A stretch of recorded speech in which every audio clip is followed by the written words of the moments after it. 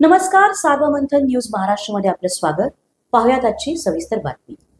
राज्यातील सर्व permit room beer bar licence धारकांना शासनाकडून वाढवण्यात आलेल्या 10% लायसन्स फी व्हॅटच्या निषेधार्थ बार असोसिएशनच्या वतीने एकदिवसीय बंद पुकारण्यात आला होता.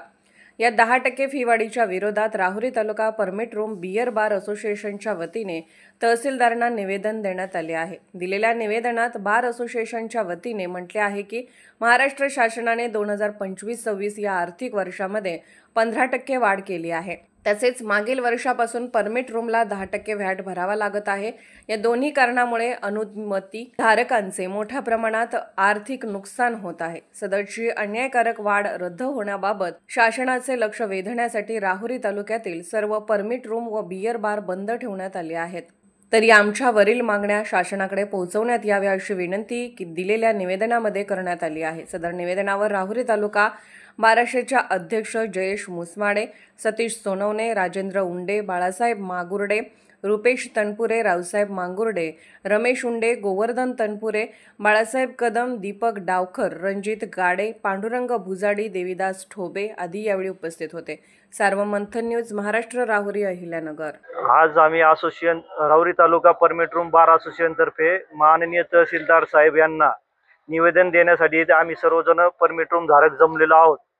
महाराष्ट्र शासनाने जो अन्यायकारक व्हॅट टॅक्स 10% वाढवला तो परमिट रूमच्या चालकांच्या विरोधात आहे आणि अनलिगली प्रकारे असं जे व्यवसाय चालतात त्याच्यावर कुठली कारवाई न करता परमिट रूम धारकांना त्यांनी वेठीस धरलेला आहे आणि परमिट रूम चालकांना अन्यायकारक व्हॅट आणि जे फी असते शासकीय लायसन फी ती पण खूप मोठ्या प्रमाणात तफावत वाढवली त्यांनी. त्यामुळं परमिट रूम चालवणं फार जिक्रीचं झालेलं आहे.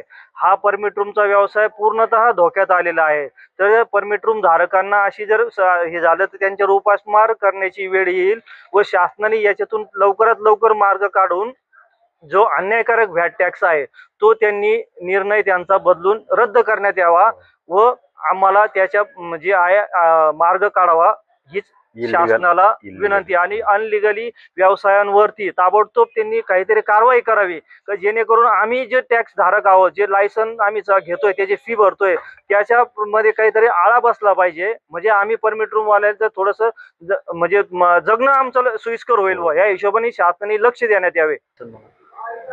महाराष्ट्र शासनाने जो टॅक्स वाढवला आहे किंवा हे झालंय त्यामुळे आम्हाला परमिट धारकांना परवडत नाही हॉटेल लाईन.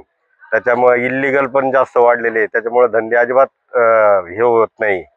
परत आता लायसन फी पण वाढवलेली आहे. त्याच्यामुळं पण परमिट धारक आम्ही सगळे संकटात सापडलो आहोत.